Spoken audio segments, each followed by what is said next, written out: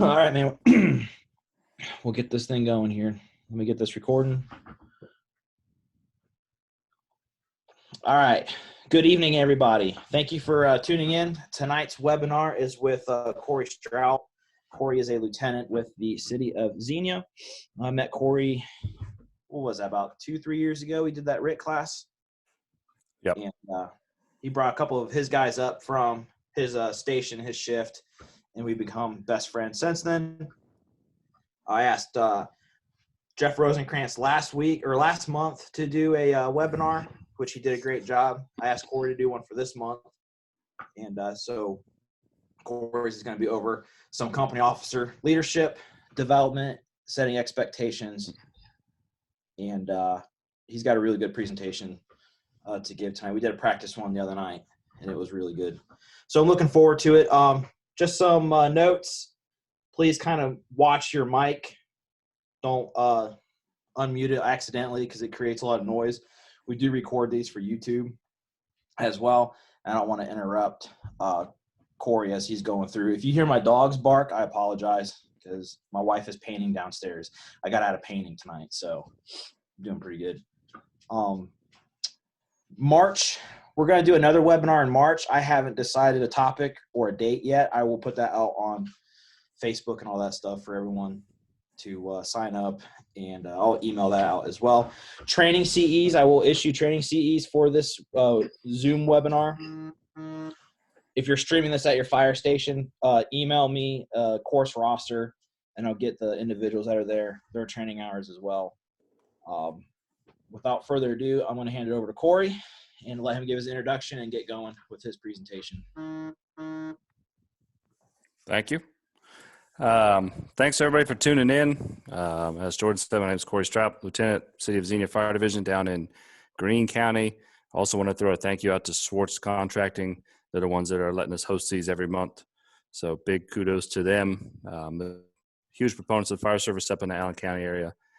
Very beneficial for us to be able to do these programs. So with that, we'll jump right into the presentation. If you have questions as we go along, hit them up in the chat box. Jordan will be monitoring that.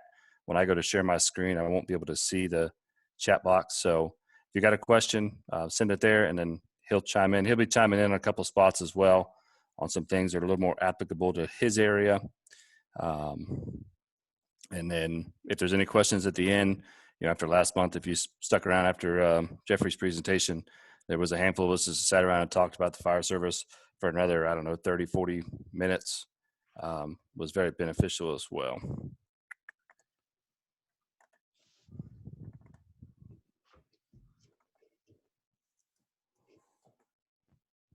All right, everybody can see that?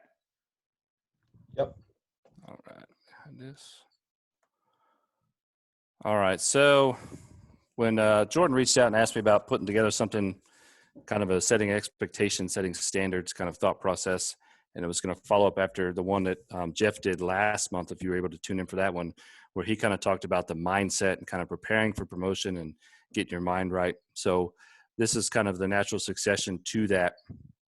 And as I am a company officer, that's going to be the kind of theme that I speak from, because that is where my experience comes from. I do have experience as a volunteer as well. I did that for about 7 years back in the mid 2000s. And we did do some company culture based changes at that organization as well. So if you're a volunteer and you're listening in, these same things will apply to you as well. A little disclaimer that I need to throw out for our organization's policies, that the views here are my own and not necessarily a reflection of the City of Xenia or the Xenia Fire Division. So when we talk about making this cultural change, we talk to people across the fire service and they talk about wanting to change their culture. They kind of start talking about, we want to change the culture at a departmental level. And they start to try and make some changes from the top down.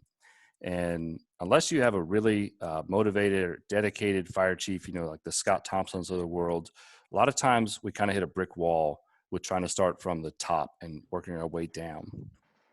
So where I have found success is working this at the company level and then working that way up and spreading it horizontally across the organization from each company, that's each station, each shift, each crew, and then working from there. So I have influence with the guys that I work with every day, but not necessarily guys that are at a different station on another shift. So what I've done and with my guys and getting their buy-in to create the culture at the company level that we want, and we've been able to extend some of that across the organization. We'll talk about some wins that I've seen in our organization throughout this program. So that's a list of what we're going to talk about tonight over the next hour, hour and a half or so. Who can make these changes. We'll talk about developing those standards, defining expectations, how I kind of view the difference between standards and expectations. We'll talk about building some trainings to kind of drive home those, and then a little bit of leadership stuff at the end that kind of wraps it into how all this equates out to fireground success. So there's just a picture of some guys that were on my company at the time. This is from a couple of years ago. This was after a training. I think taking pictures is important. It builds those memories. It's part of that thing that builds that culture.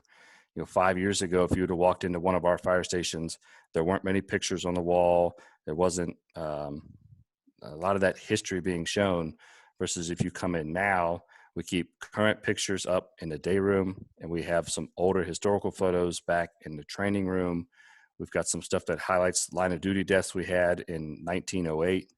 So I think it's important to take pictures and then, put those up around your firehouse. So who can develop this culture? Like I said, I'm going to speak from the company officer aspect, but it could be any of us. It could be a brand new firefighter in a volunteer organization or a part-timer, all the way up through the senior guy, the officer. If there's any chiefs watching, I commend you for that. It doesn't have to be an officer or that designated leader of a crew.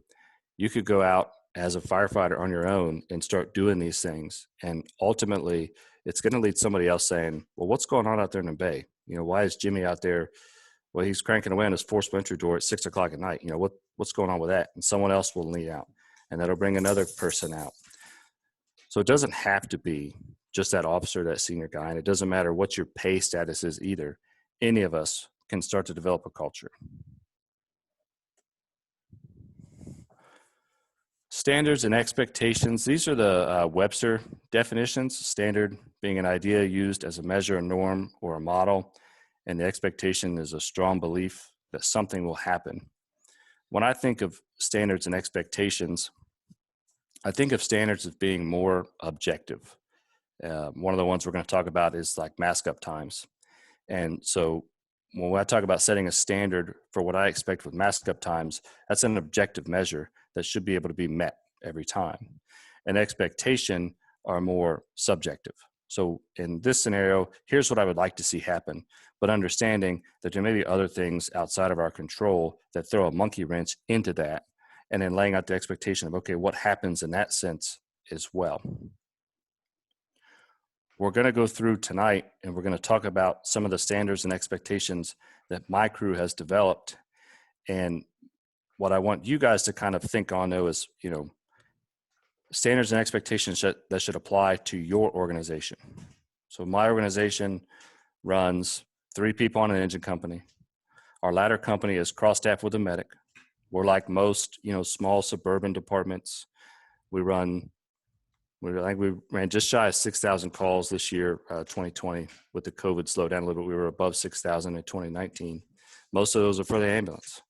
So we're not out chasing fires every day. We don't have big city staffing. We don't get 4 people on an engine. We aren't even guaranteed to get the ladder truck. If the medic crew from Station 1 is out on a call, the ladder truck isn't going to respond.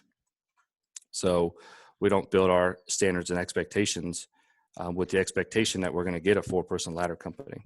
If your organization has that, then you should build these for yourself. So we'll talk about the ones that we use, but you guys shouldn't take those, as we talk about them tonight. You got to think about what fits your station, your run volume, your jurisdiction, those kinds of things. you may already be following some standards, and hopefully you know it. There are national standards out there. NFPA puts standards out through thousands of volumes of material. If your department is accredited, you should be very familiar with those standards because you're required to meet them and report on them. My organization, we are not accredited, but I've talked to some places, some folks that are. Those standards are put out and they have to meet those. And there are folks train on those. The only thing you got to be careful with those is we have to get the why behind the standards. And a lot of times we don't get that with the national standards because we're not involved in that decision-making process. So if you're one trying to push for this cultural change and you're relying on these national standards, you've got to dig deep into the why these standards were written and what's the benefit for us in the fire service to follow those standards. Because we don't want folks following standards just because we say there's a standard. We want them to do it because this is better for the citizens that we swore to protect. It's better for our fellow firefighters. Your department has standards. These are going to be written up through policies or standard operating procedures, standard operating guidelines. For the intents and purposes of the training tonight, we're going to kind of focus on the bottom two bullets there and not so much the top two. Those may already be set for us. And while those are good standards, what I'm talking about is going to be going above and beyond those. So your personal standards and your crew standards. So we're going to do some things or talk about some things. If you're going to set standards for your crew, you better make sure that you can do them yourself. I think it was Sean Duffy put a post out the other day on Facebook talking about instructors that expect their students to do things, but they don't get out and show them how it's done. So if you're going to set standards for your crew, then your standards for yourself should be even higher than what they are for your crew.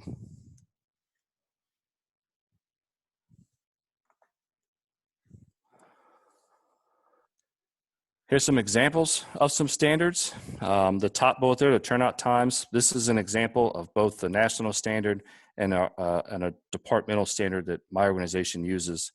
This is from NFPA 1710, and it's in my departmental policy for our response policy. This was copy and pasted, right out of 1710, that the policy of the division to respond to all fire alarms within 80 seconds and EMS calls within 60 seconds, at least 90% of the time. So I don't worry about, making this an extra standard. I don't try and do anything above and beyond this, because when we're talking about standards, they have to be realistic. Right? So it would be nice to come in and say, all right, we should be able to respond to fire alarms within 30 seconds, but that's not possible, to achieve 90% of the time. So this is a pretty good set standard. So we're not going to talk a lot about those because they're already set. We're going to talk about things that you're going to go above and beyond for your crew that are specific to what you and your folks are doing or your organization. Some of the examples we'll talk about tonight that my crew uses: mask up times, stretch of lines, some response guideline stuff, and then we'll look at some writing assignments. So the first example is mask up times. Hopefully you have a standard for yourself for your mask up time.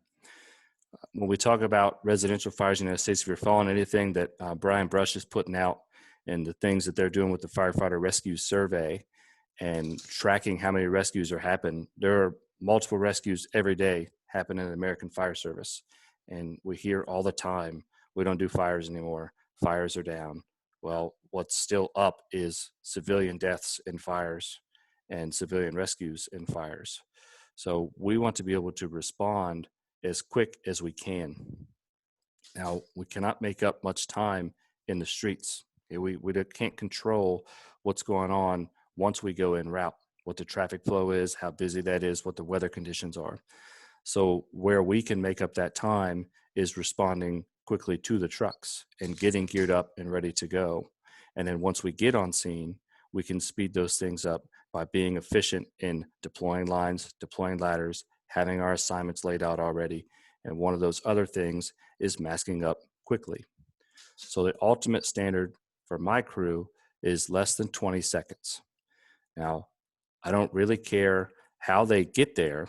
I don't micromanage if they need to come off with their gloves on, or if they do it with one glove on, or if they don't start with gloves on. If they can get in under 20 seconds, I'm happy with that.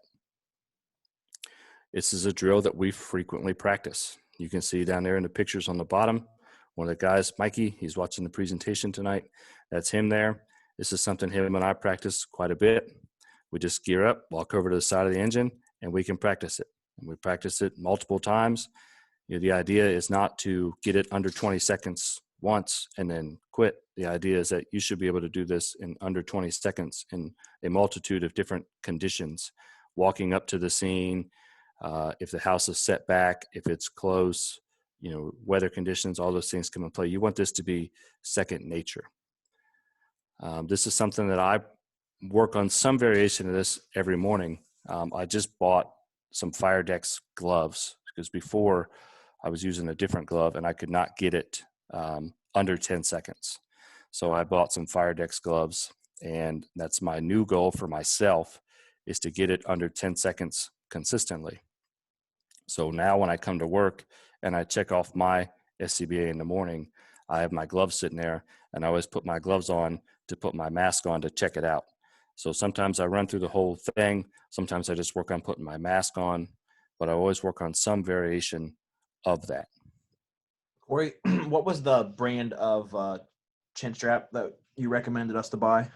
It was a leather chin strap. So we got ours from Fully Involved Leather, but there are multiple manufacturers of just any leather chin strap. They're longer. So I wear the Phoenix TL2 leather helmet, and it comes with the standard cloth chin strap that was short. So when I take my helmet off and I put it back, I was obstructing me from being able to grab my hood. We wear the Inotech, cancer preventative hoods, and the head opening is really constricted on those. So I was having a hard time. That was what was messing me up with my gloves. So with that helmet there, I couldn't get my hand in there. So we bought these leather ones that are longer, and that enables me to throw my helmet back a lot farther.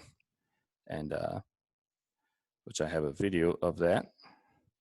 So as we talked about, when you're looking at these standards, you should be able to do these yourself. So it was our rookie's first or second shift here a couple of weeks ago. This was the day that I got these Firedex gloves. So I wanted to practice with those, and see if this plays.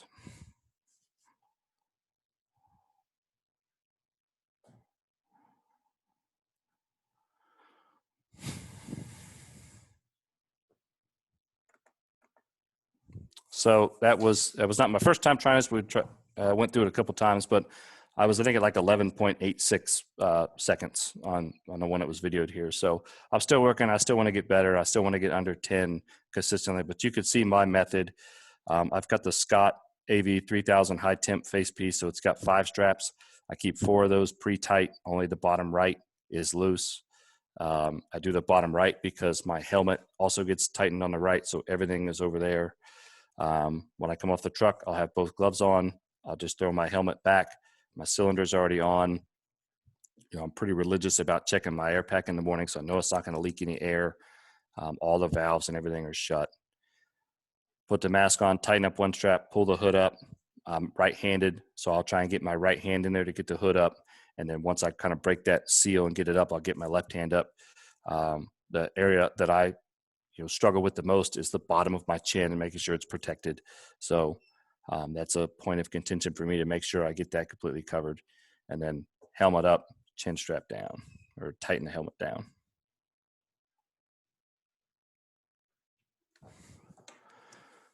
Next thing that we do, set the standard for, is stretching the first line. Now, when we're talking about stretching the line, this is our bread and butter residential fire in the city of Xenia, which we're going to run our cross lay. It's 200 foot of 1 3/4 hose. And we want that nozzle and that first coupling to the door, which gives us that 50-foot lead length.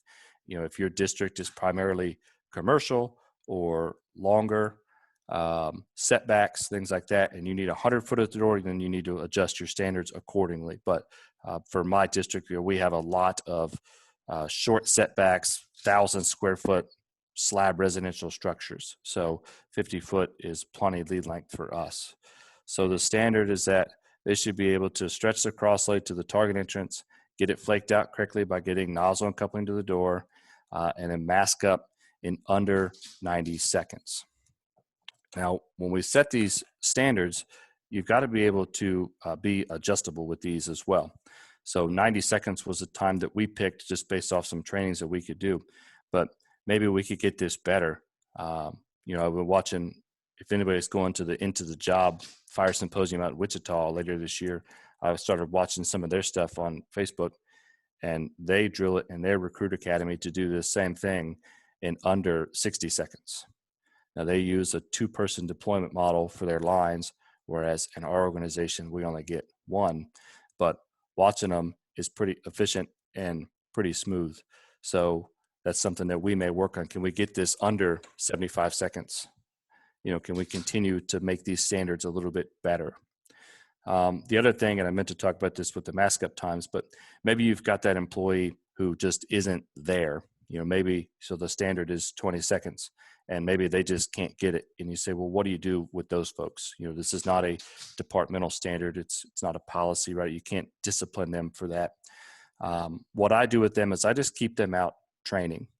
So if they can't get it in under 20 seconds, I had a guy with his mask up time. The first time he did it was like 2 minutes. Obviously that is unacceptable. So we just kept working with him. And when we go out and train on it, he continues to train as well. So he's continuing to work on the standard.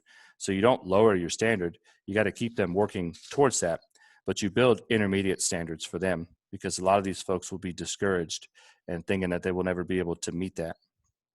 So build up that. So for him, we built up the first step was, okay, let's get this under a minute.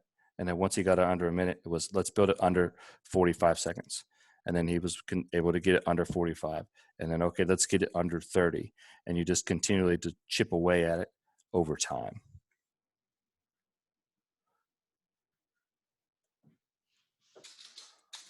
We're talking about response guidelines. So my organization, we weren't using any writing assignments at the time, which we are now. But our stance on automatic fire alarms was kind of laissez-faire. You had to put your bunker pants on, but from there it was kind of up to your company officer or what they wanted to do. And you know, we had a lot of complacency towards automatic fire alarms. I think it was South Milwaukee the other day had a call come in as a fire alarm. They all geared out, dressed, ready to go. They rolled in. Apartment was well involved. Ended up being a fatal fire. So imagine that could have been much worse if their crews weren't prepared to go. So my crew set the standard that we wanted to be ready to go for these fire alarms. So any automatic fire alarm we get in, residential fire alarm, commercial fire alarm, we treat it as a fire. That's our standard. You know what can cause fire alarms? Fires. So we gear out completely. We come off the truck, tools in hand, SCBA's on. We follow the riding assignments that we now have set. So you can see there, the officer brings a tick and the hook. The jump seat firefighter brings a can and the irons. The other standard, kind of a substandard within this one that we set, is what our driver operators do. In the past, they would just hang out in the engine, and they were kind of the gopher. You know, we may call, say, well, we need an attic ladder, or we need this, or we need that, and they'd bring it to us. But a lot of times they would just sit in the engine, and maybe they're playing on their phone, they're on Facebook, they're playing games or whatever. So we set out and said, okay, how can we make this better? What can we do? So we now task them to get out. If it's a commercial fire alarm, if the building has an FDC, they go take a look at that.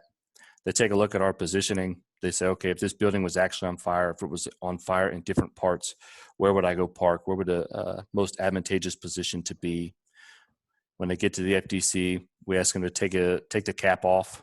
You know, we're not like a big city. We don't get a lot of foot traffic downtown where people are shoving trash into FDCs and things like that. But some of the older ones have different locking mechanisms, different caps on it. So what better opportunity when you're sitting there with not a lot else going on while your crew's inside investigating to go take a peek at those. And then we ask them to do a 360 of the building. So respond to a local college, and we have 2 dorms that we get frequent fire alarms to. And if you 360 the building, you'll note that there's a pretty steep hill on the backside of both buildings that from the front you wouldn't know. So we found that out through our driver operators getting out and doing these 360s of the building and taking a look and saying, hey, look at this. If we had to do a ground ladder rescue back here, we'd be in a tough spot in a couple places. Corey, does your driver operators, do they put their bunker pants on, drive with their pants, or can they stay in their uniforms? So for fire alarms, they stay in their uniforms. Well, we leave it up to them, but most of them stay in their uniforms. For residential fires, if it's something that is in our district and we know we're going to be first due, then I leave that up to them, and a lot of them won't. And then if we go to our reserve engine, almost nobody will because they don't fit. If we go to the other side of town, or if it's area that it's, kind of in between the 2 lines where either one of us can be first due, they put on their bunker pants because if we're the second engine on scene, they don't stay out and they get assigned as that part of that crew. Okay.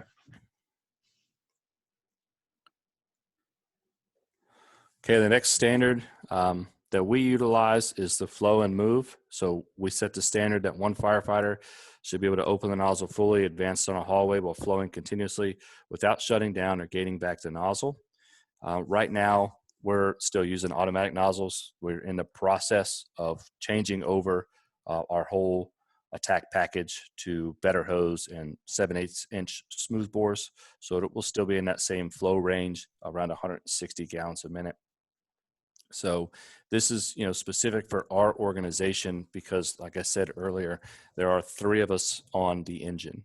So when we get into the building, there's going to be 2 of us on that line, the nozzle firefighter and then myself coming in as the officer behind them. Well, we don't have the luxury then of other people coming in to move hose around corners for us, or to search off the line, or to open up or search the fire area. So we expect our nozzle firefighters with our residential fire 1 3/4 package that they can move that line by themselves. If we get a 90-degree turn, I'm going to be stuck going back and either preloading hose into the hallway for them or managing that curve. So they need to be able to open this line, move down the hallway while they're flowing. We do this. This is a frequent, pretty easy drill. We've got a little propane fire training trailer that sits in our parking lot, and we can move walls around to make a hallway. And we kind of put all this together in the scenario, and they get in there and they open the line and they move it and they flow it down. The other thing that you'll want to train on with this is what are you going to do with your hand tools? And we'll talk about that a little bit more with the expectations. Here's a video of just that simple drill. You'll see the officer kind of standing feeding hose around the corner, but the firefighter opens the nozzle and then he moves down the hallway by himself to the fire room.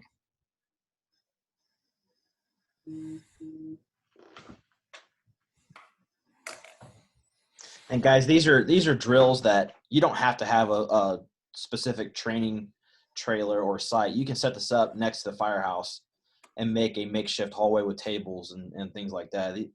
When you do these trainings, you got to get kind of creative. Like, I understand budgets and things like that.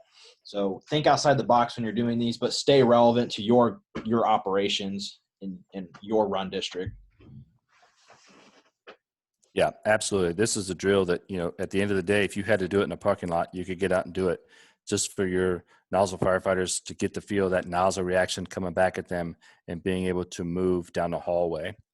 And we actually used this drill in this scenario to kind of bring home the fact that we wanted the 7/8 inch tip, because we had some folks that were leaning towards the 15/16, because you get more gallons per minute. But some of our concern, myself included, was will our firefighters be able to move a 15/16 while flowing down the hallway? So we had Elkhart come out and we evaluated both nozzles, and all of our guys, or I would say most of our guys, were better suited flowing that 7/8 down.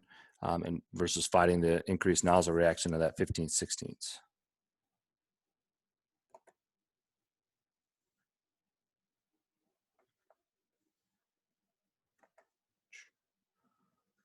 All right, so once you're done going out and flowing that, the next standard here is that your hose load should be clean and crisp and ready to go. This is a big thing for me. If you look at the picture here on the bottom left, there's a couple things wrong with this hose load.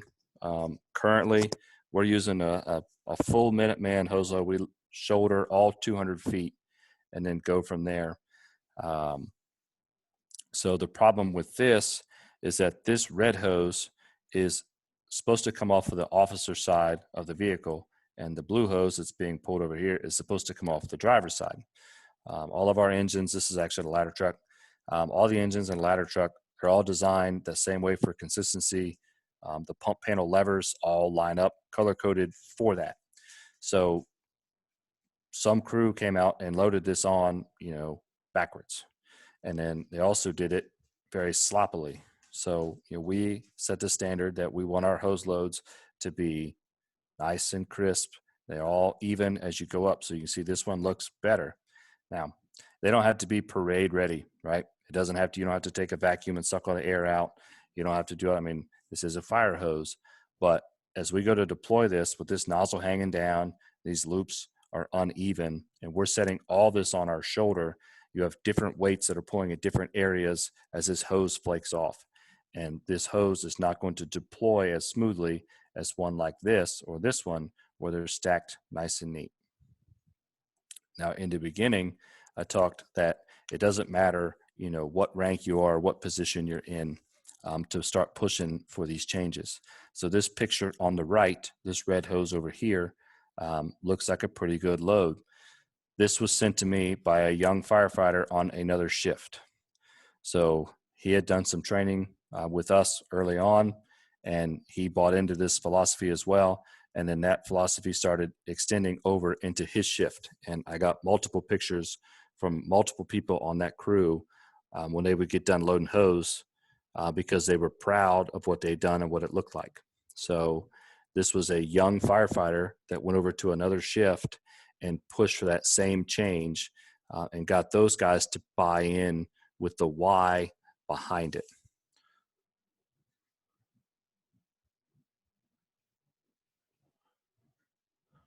All right, so we're going to switch gears a little bit and talk about expectations. And like I said earlier, the expectations are a little bit more subjective.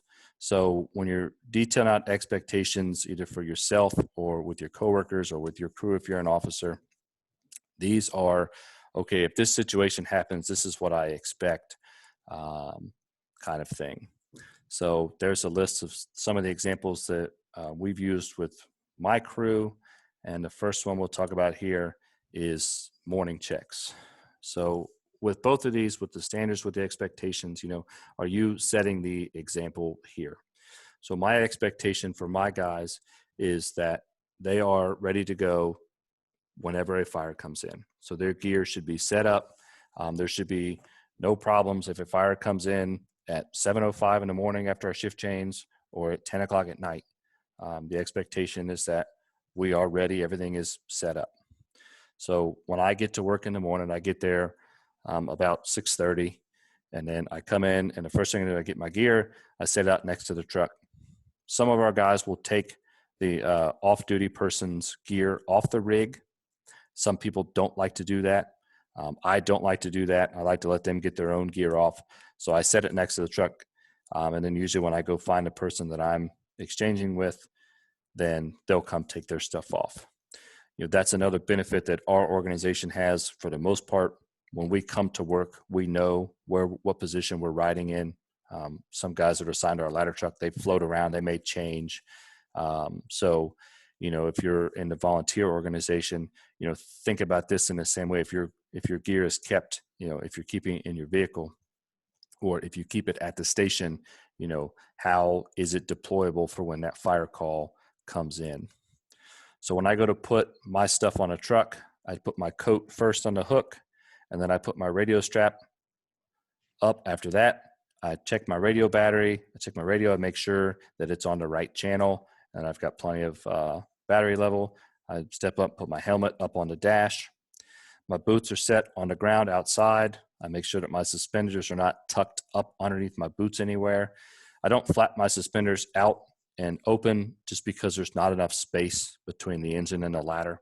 So they stay flipped up on top of my pants so that I can easily flip them out when we're ready to go.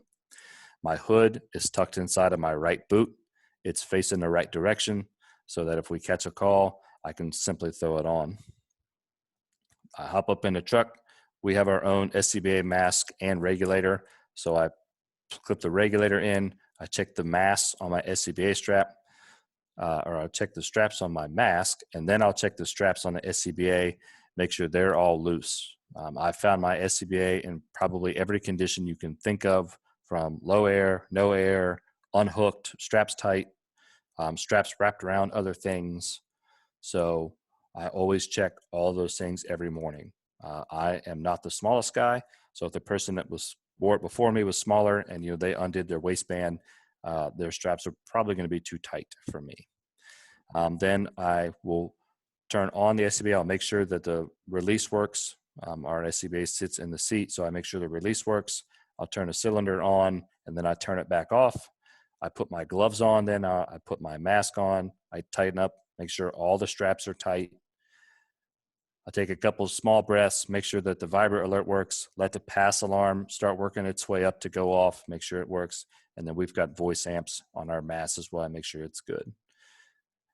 My position generally calls for me to carry the hook and the tick. So I'll make sure that the tick is good, plenty of battery, make sure it's operating normal, and then make sure the New York hook is strapped down in the correct position. MDT is good to go. And then I put my name tag on the passport. So at the end, this is what my gear looks like. So boots ready to go, hood's facing the right direction, suspenders are not tucked underneath of my boots, so that if I go to pull them out, they get caught on anything.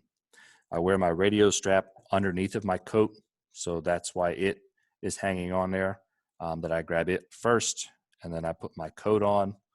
Now I hang my coat like this, and when I reach up to grab it, I spin it, but my rookie that started last week, he hangs his backwards.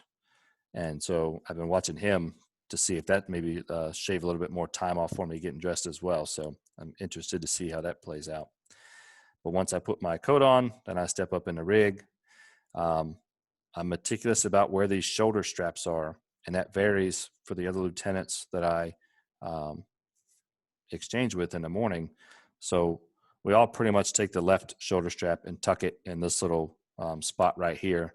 And then the mask sits over here on the doghouse. But this right strap, they like to take it and they put it behind the seatbelt up here in the same spot. Well, I don't like that because it takes the manual pass device and it can get slammed in the door. So I just tuck it down in here next to it. And then it's very easy for me when I get in the rig. I put my left arm through, I turn, and I just give a slight tug on it and it will pop loose. And then I can put my right arm in and then I put my seatbelt on over top of that. So this is my expectation. This is my expectation for myself. This is my expectation for my crew, that they're doing something similar. So if you are setting these expectations and you're not following it, right, then what kind of buy-in are you going to get for them?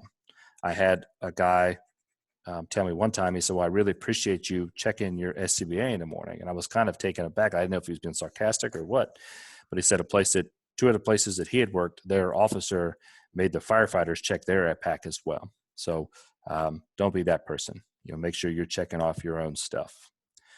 So does your stuff in the morning when you come in, does it look like this or does it look like this?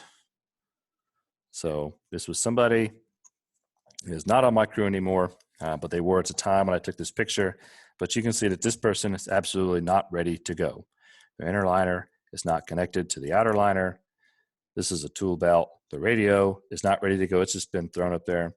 I can tell you that they did not check their SCBA that morning because their mask and regulator are still in this bag, not hooked up. So this person had come in and just thrown their gear on there and were just being complacent that, hey, we probably won't catch a fire today. So, when you're thinking about expectations, what have you set for your crew? Is this something that you want to allow, or is this the expectation that you have set for yourself? And are you willing to take that risk?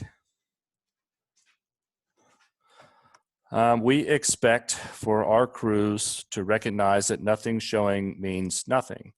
And most of us here have probably been burnt by this before, whether we went in on a fire alarm or we went in on a call that came in as a fire, and we get there and the first company on scene reports nothing showing. So we instantly slow down or change our mindset. And we've got to get out of that mindset. We had one, I've got some pictures here in a second, but this is another example where we've started to make this push across our organization.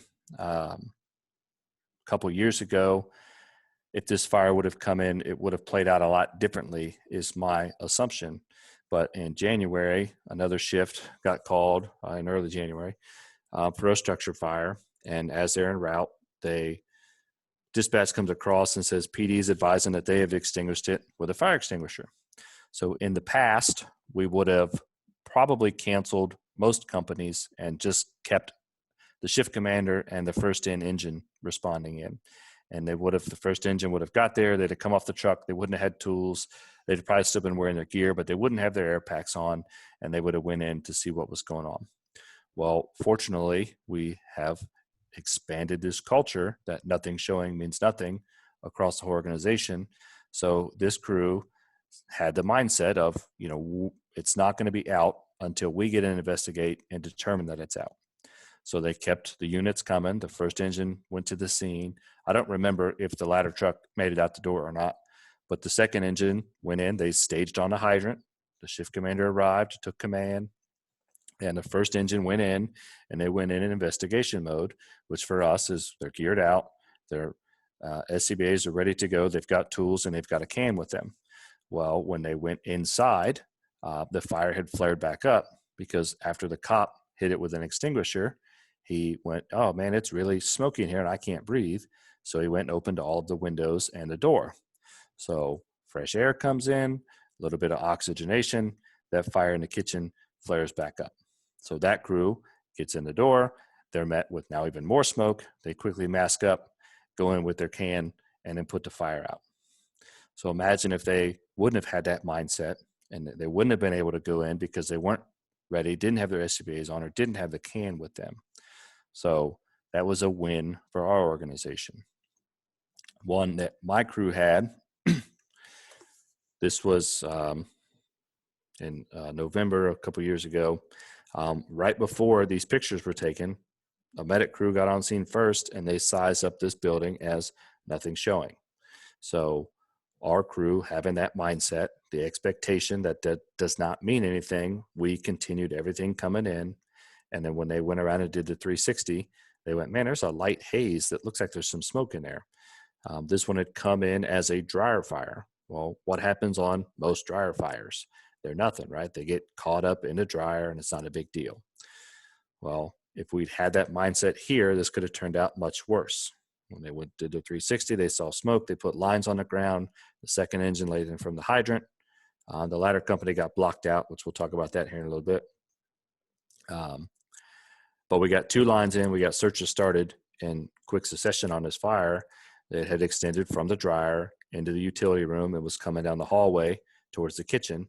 And they were able to stop it in that hallway and not extend it anywhere else.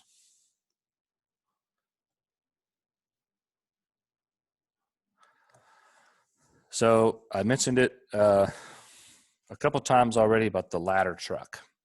So I'm going to talk a little bit about the ladder truck because how it relates to us, and then Jordan is going to chime in and talk a little bit about water tanker or tender shuttle operations and positioning those.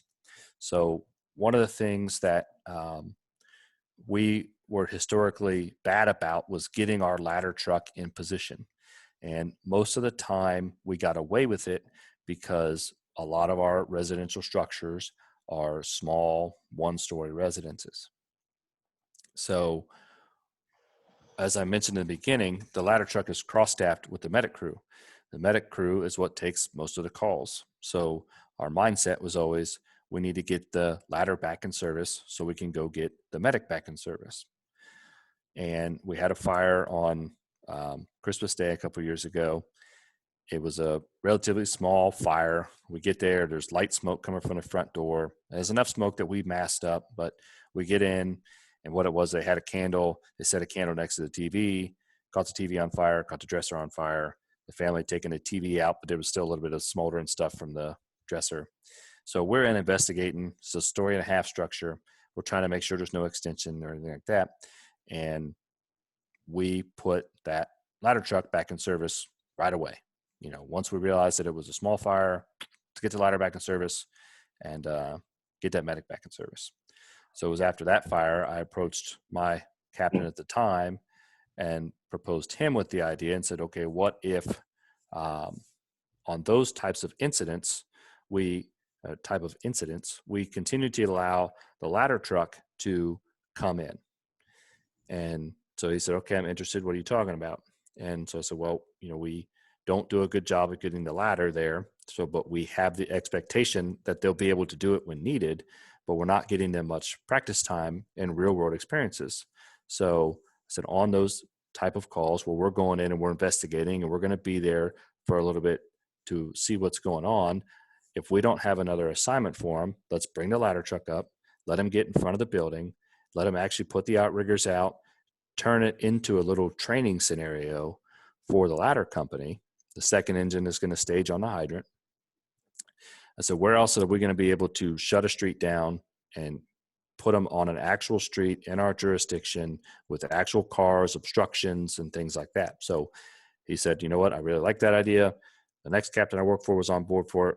So we have that expectation now that on those call types, we expect that the shift commander is going to not put them back in service.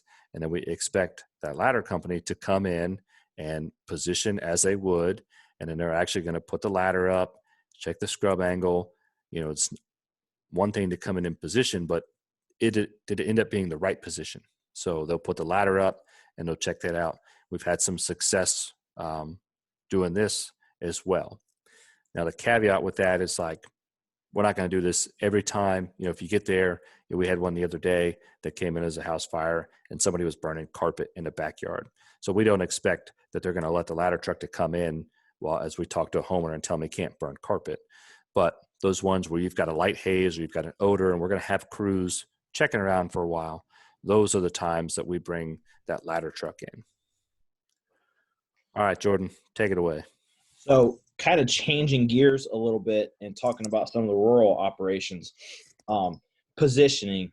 And Corey and I did a practice run of this the other night, and he mentioned something that a guy by the name of Nick Martin talks about. Don't park your vehicle, position it.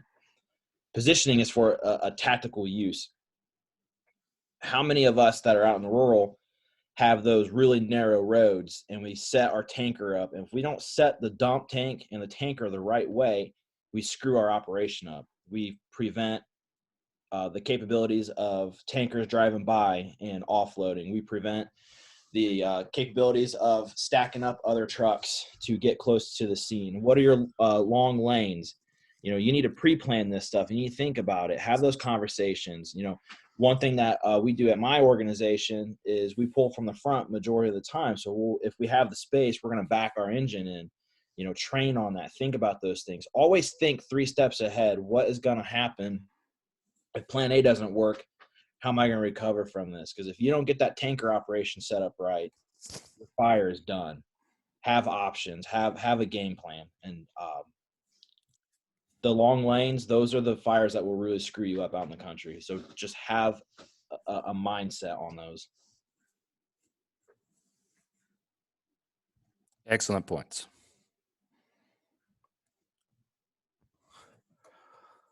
All right. So if anybody watching was in the military, thank you for that, first and foremost. But the fire service takes a lot of things from the military. And one of the things that I've kind of taken from that is this, commander's intent and, decentralized command, autonomous decision-making, those kinds of things. And that's where a lot of these ideas for the standards and expectations came from, that if we can, in the beginning, lay out what our thought process is, what we want the end goal to be, then our firefighters will have a better understanding of kind of what our mindset is when we give them tasks on the fire ground. So with the commander's intent, there's a couple things that kind of tie in with that we've done, along with the expectations that we'll talk about. But the last bullet there is kind of a big thing for me. This has to be done before the incident. You've got to train on these things. You've got to let your folks know what your expectations are. You can't show up on an incident and then expect them to know what you want them to do if you haven't told them. So one of the problems that we were running into in our training scenarios when we were doing the trainings where we were stretching the line and doing the mask up drills was we were taking way too long to get water in the line. So we would stretch the line, we would get nozzle coupling to the door, the crews would mask up, and then they would call for water, and it'd be another 30 or 45 seconds. So like, why were we being efficient with the stretch and being fast with our mask up times, and then we were just getting killed with how long it took to get water in the line? So we sat down and said, okay, how can we speed that process up? So what we do now with our crew is that when we stretch that line to our target and we start masking up, the pump operator has the authority to charge the line. So they see us, they're watching the nozzle firefighter, they see the nozzle firefighter has completely stretched the line, and that nozzle firefighter starts masking up, they can charge the line. Now that puts the onus on the nozzle firefighter. They have to make sure that nozzle is closed, which is something that we should be checking in the mornings or anytime we're out pulling hose. But this has paid big dividends for us already on a couple of fires that we've had on our shift, where we're getting water much faster, which should be one of the goals of the engine company, is how fast are you getting water on the fire.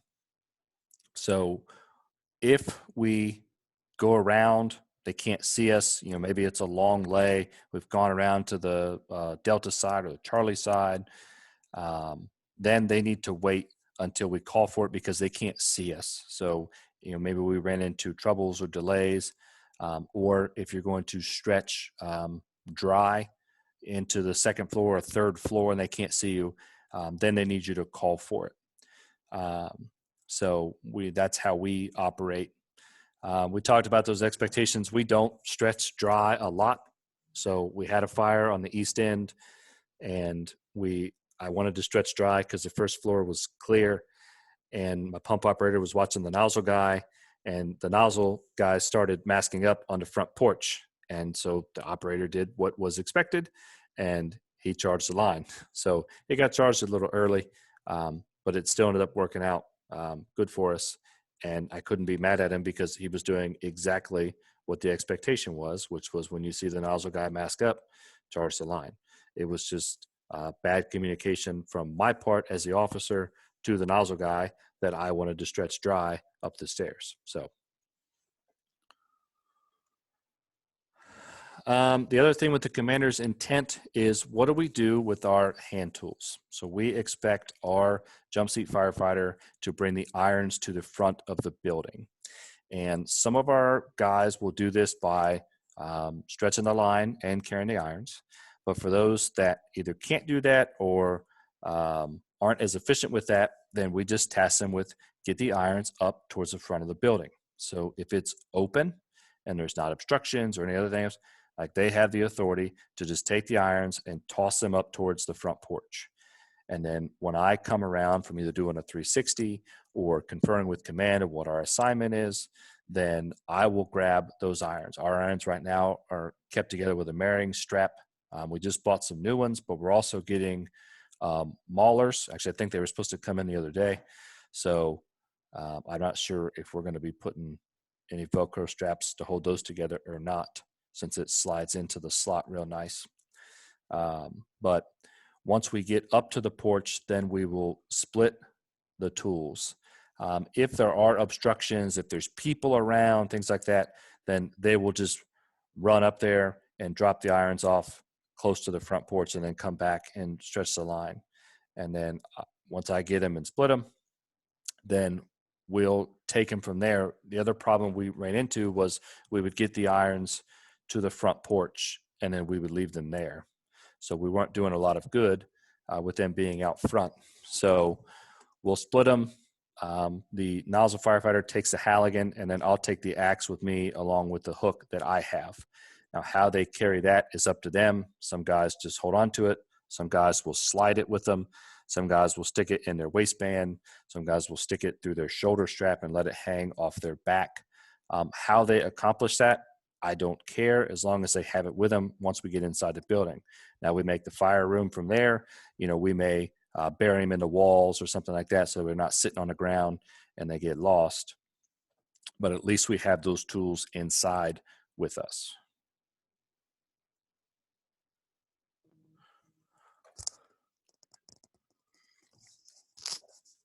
All right, so we can come in and we can set standards, we can set expectations, and you can do those things for yourself. And the only person you have to lead then is yourself. And you just have to have the discipline to come in and do those things every day or every incident, et cetera.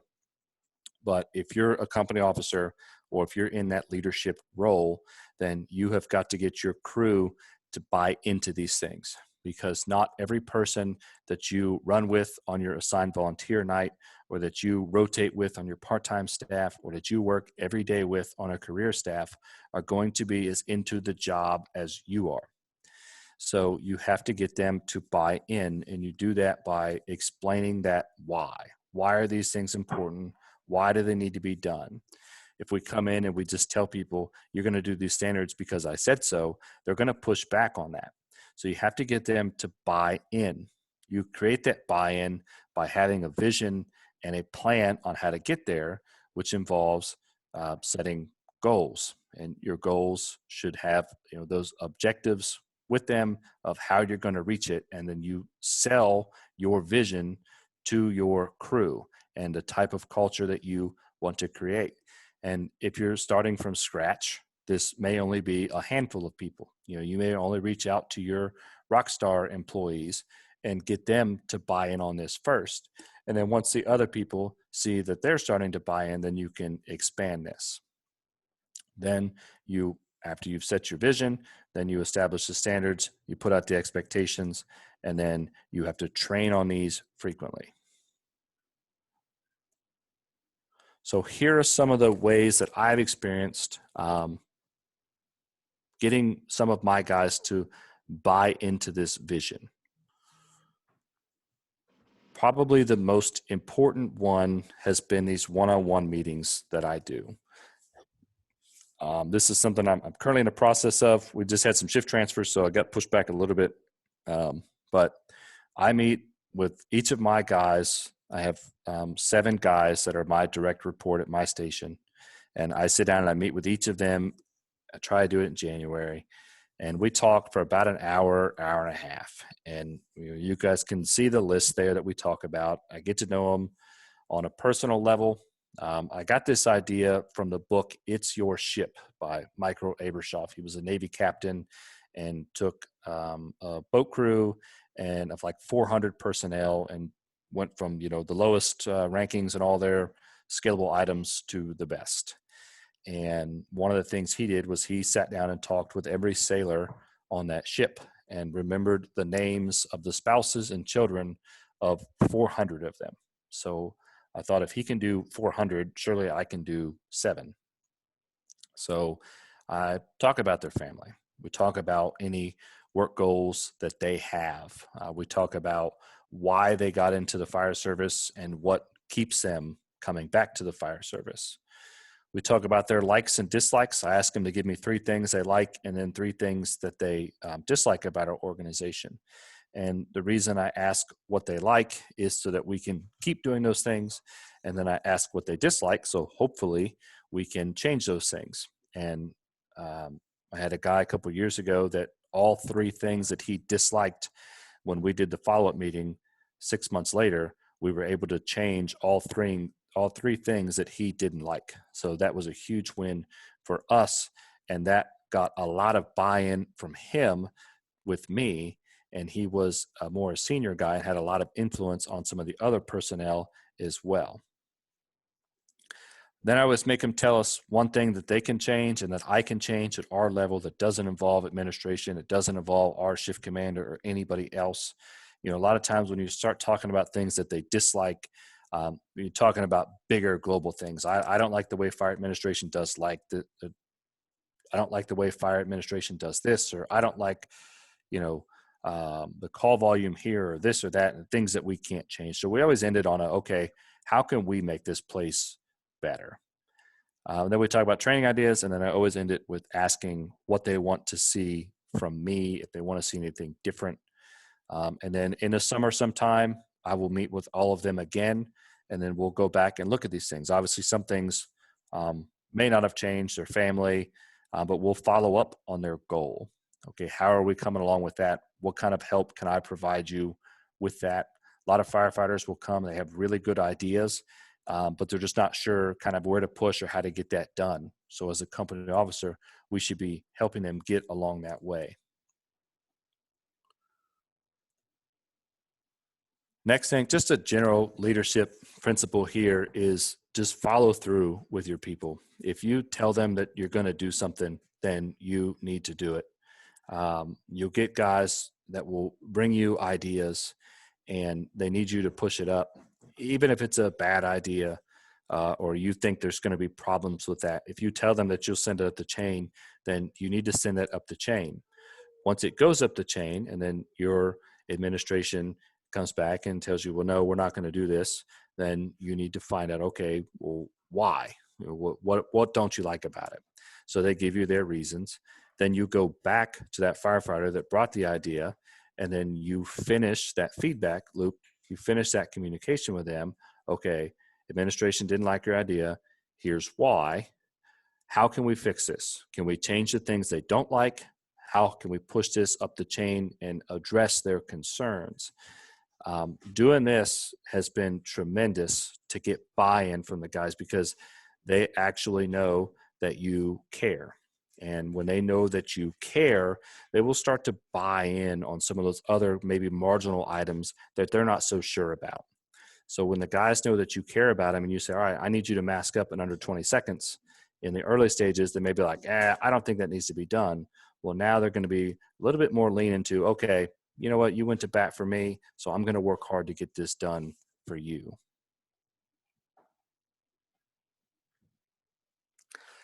I keep a daily journal that I fill out at the end of each shift. I track where the guys ride. I track any significant calls we had, and especially if there was any lessons learned from that. We track the daily activities, who was doing what we did throughout the day, any issues that come up. And then just for my own personal reasons, myself, I track my workouts, what we lifted for the day, what we ran. I come back and I reference this when we do annual evaluations. We do awards ceremony. We nominate folks for that. This helps eliminate that recency bias when those things come up. And you can go back and reference these things when you sit down and do their annual evaluations so that you know the good that your people are doing. You always want to try and find your people doing something right versus, always finding them doing something wrong. And the daily journals help out with that a lot. We track different trainings. We talk about mask up times, and we can kind of track and trend where our people are, how much hose you pulled. The big thing right now is that engine company hose stretch log where you track how much hose you stretched every day, and people are doing like a 2021 challenge and trying to pull 2,000 feet of hose in a month and things like that. So those are all good things. To kind of go along with the follow through, Stephen Covey has an idea called a relational bank account that's in his book, The 7 Habits of Highly Successful People. And the concept is that you have a relationship with every person that you meet, and that relationship is similar to your bank account with deposits and withdrawals. So every time that you do something good for somebody, you are making a deposit into that bank account. And then every time you either do something bad or you require something of them, you're making a withdrawal from that account. So if you tell one of your employees that you'll look into something for them, or you're going to do something for them, and you're just telling them that you're going to do it just so they'll stop asking you, and you have no intention of ever following through with that or bringing it back up, and you're just hoping that they're going to forget about it, that's going to be a major withdrawal from them to you. And this is not just, fire service related. If you're talking about, okay, you're going to go meet somebody for lunch and you show up late, you're telling them that you're more important than their time. So that's another withdrawal. Withdrawals and deposits are not created equally. The experts, whoever they are in this concept, will tell you that for every withdrawal, you need to make 4 deposits to be equal. So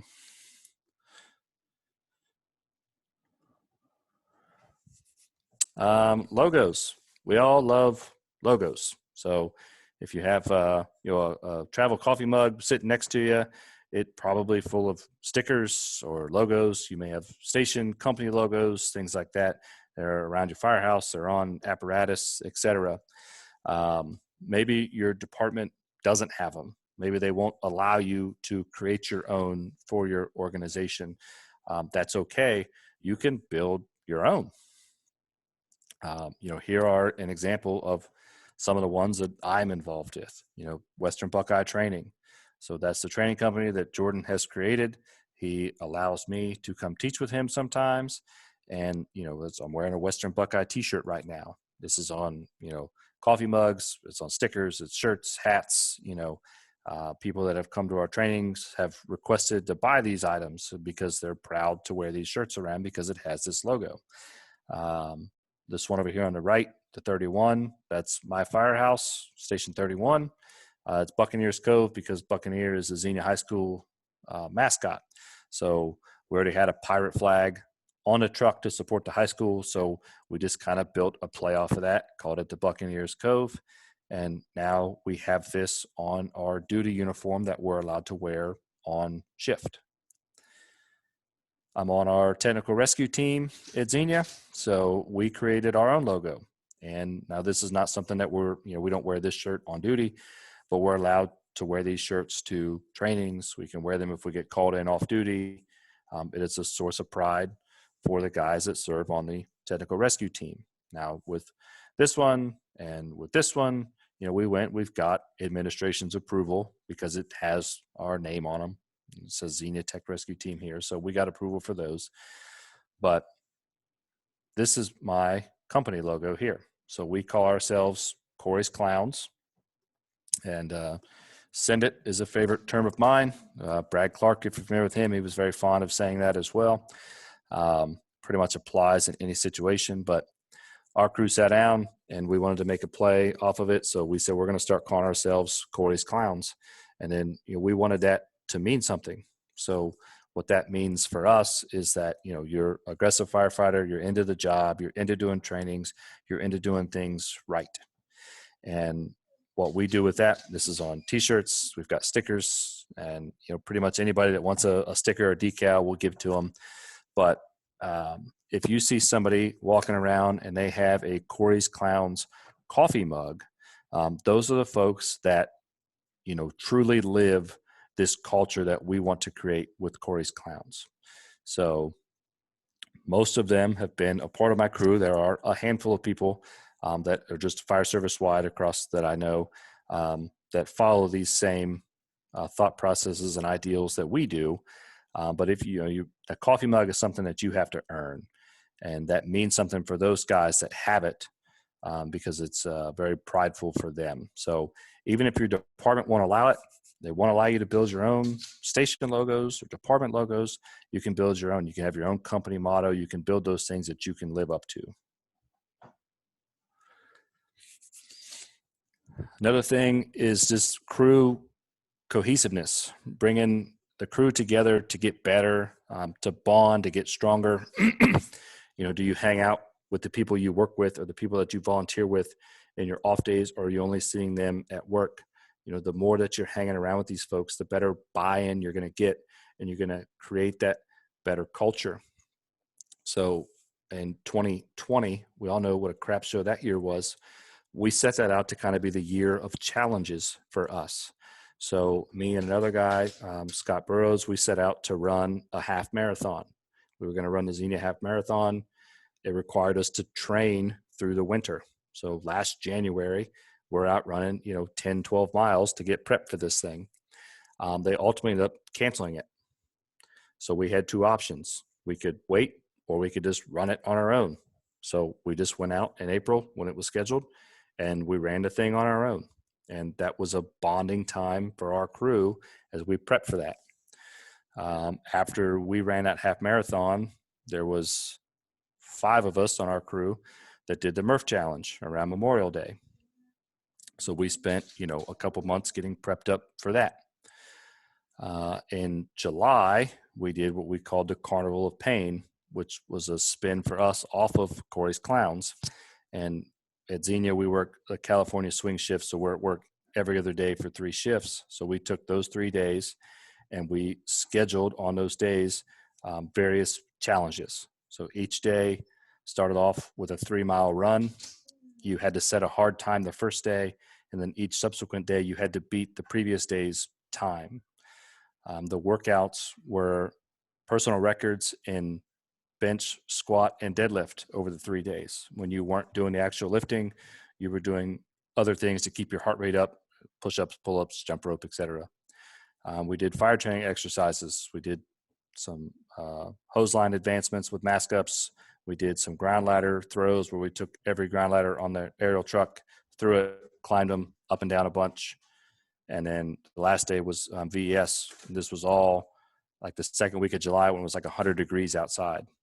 We did some brain games just to challenge us mentally, put us in a different mindset. Some of it not fire service related, some of it fire service related. We made up an escape room. We did a scavenger hunt. All of those things brought us together better and really kind of sent home that culture. Everybody that was involved in the Carnival of Pain will tell you that it was extremely tough. It was challenging, but they're 100% glad that we did it.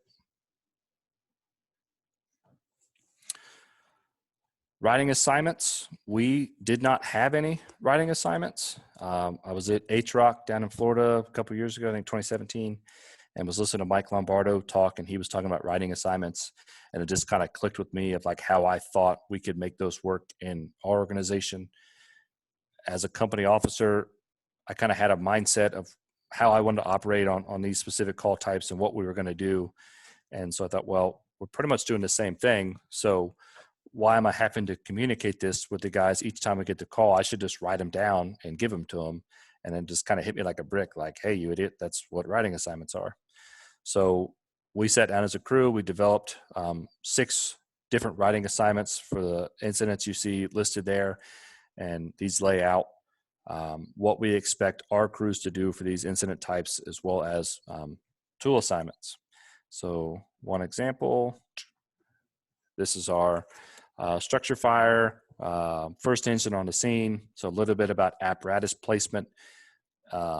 This again is not a policy. This is just kind of a best practice kind of thing. So we generally try and pull past so we get that 3-sided view, but sometimes it's better to stop short. So we mentioned that in there. Consider location of the hydrants. Consider other avenues that the other apparatus will be coming in from. Generally, the tactical assignment's going to be fire tech, but there could be times where that's not the case. There's what we expect at each position, what we expect the driver to do, what we expect the officer to do, what tools they're to carry, and what we expect firefighter 1 to do. Occasionally, we will get a 4th person on the engine. So on all of these, we wrote that spot in, and it always wrote if staffed, and it is generally just to kind of help firefighter 1 and make their job a little easier. If you're interested in looking in these writing assignments or anything we talked about, I will share anything that I've got. That is not a problem. My contact info is at the end. So if you want to see the rest of these, you can reach out and I will gladly share anything. We took these writing assignments. These started out as a C-shift station 1 thing. I met with a guy who was my captain at the time, and he said, let's push these out to both stations. So the other station got involved. We ran these for about a year, made some tweaks to them at the shift level, and then pushed it over to our fire training captain, and he pushed them department wide. So this is another example of taking that culture.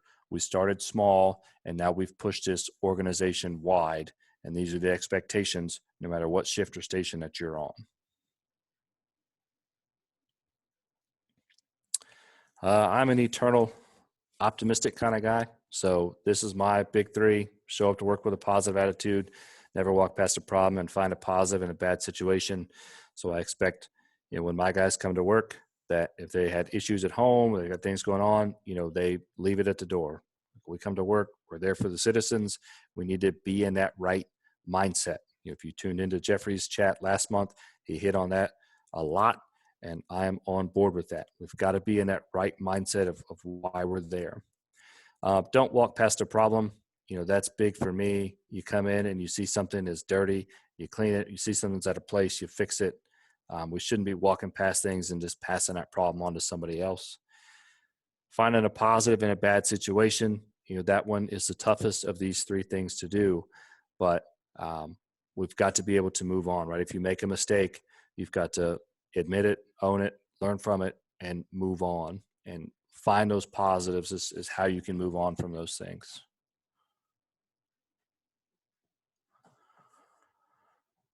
So as we kind of wrap this up here, if you start building standards, you lay out expectations.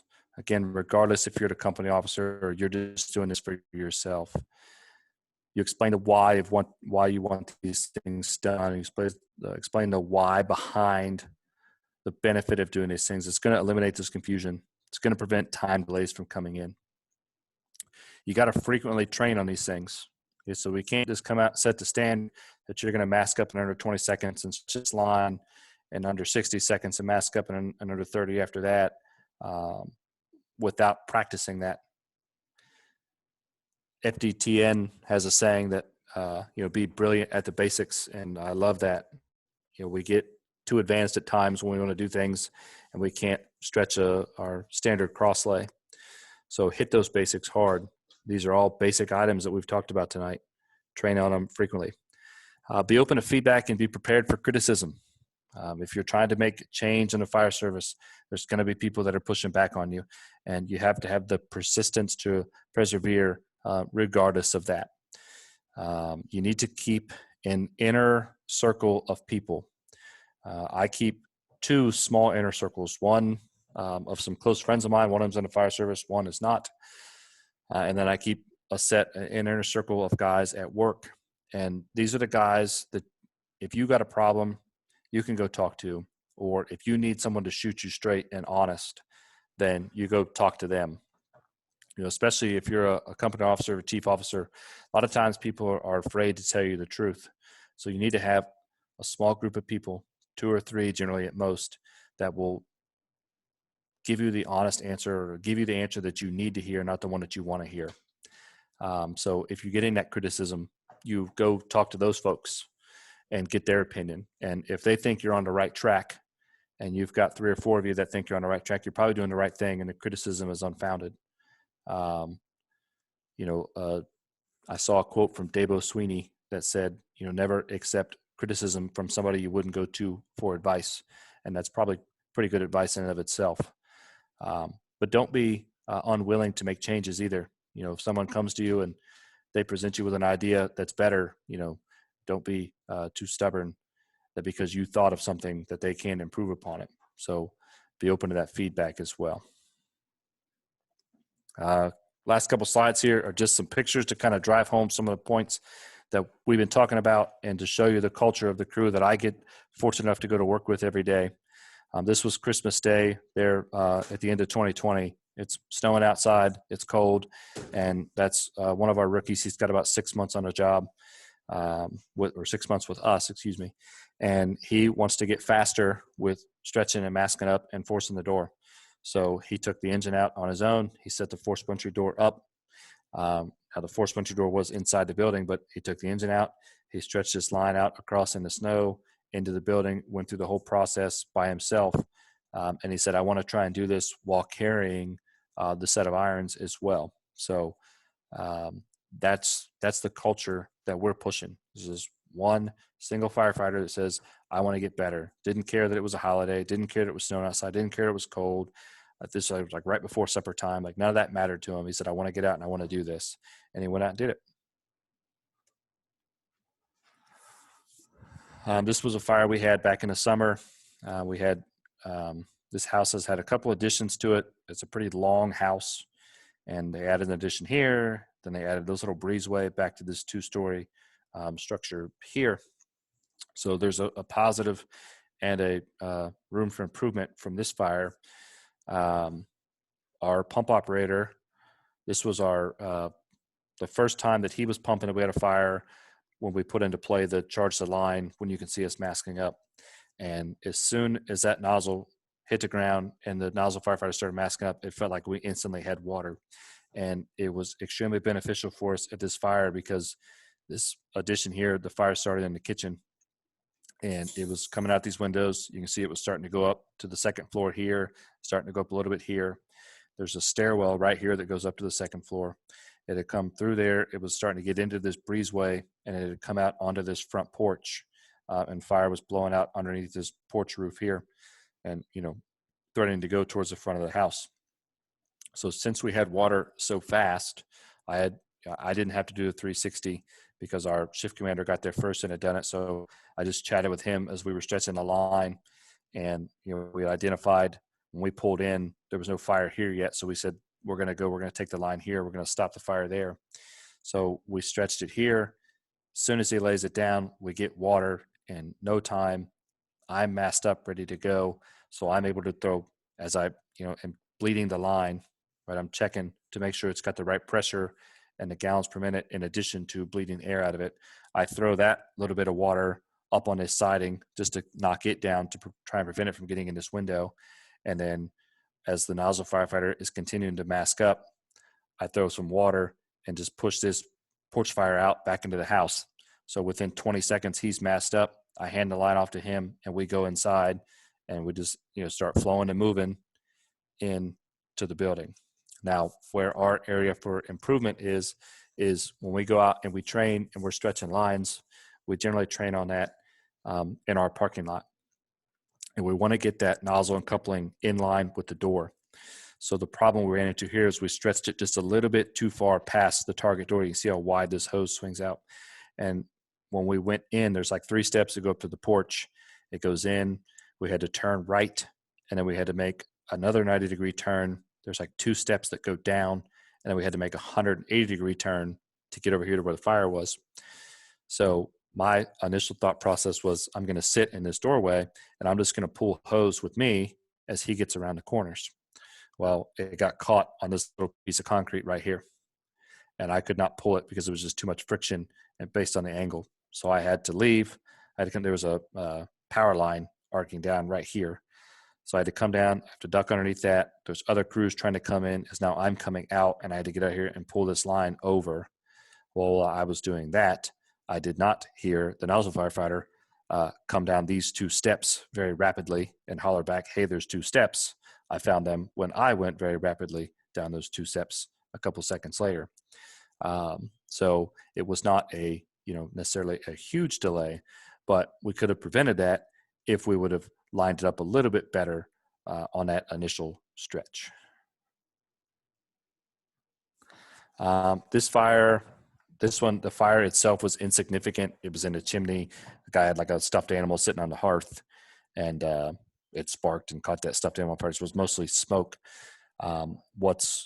Why I put this picture in here is when I was talking about masking up earlier and talking about setting that standard to be able to do it in various ways and conditions. We had a medic crew inside on this fire because they got there first. We were all at Station 1 for training. This was on their district, the other district on the far west side of town. So the medic crew got there first, and they went in to investigate. By the time we got there, the smoke was getting worse. So this fire, you can see it's a pretty short setback. As the nozzle firefighter was stretching the line, I masked up while walking up to the building.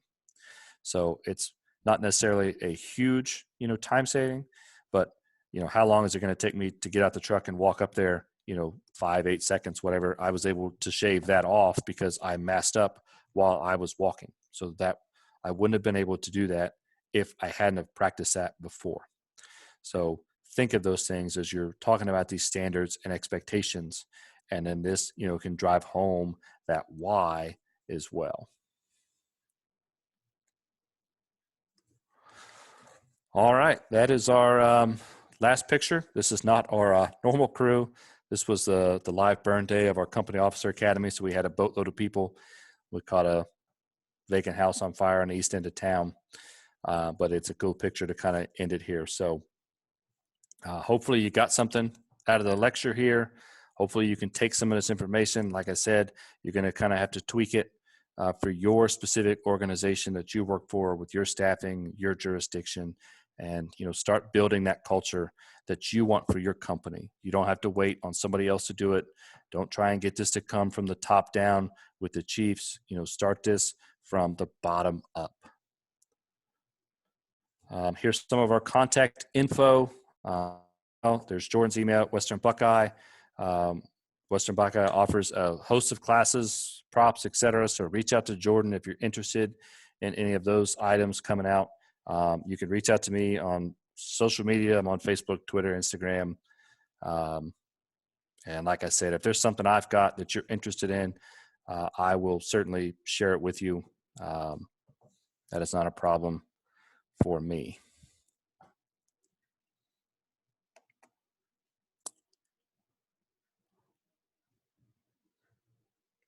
All right. And with that, we'll, Caleb, anybody got any questions or anything they want to talk about?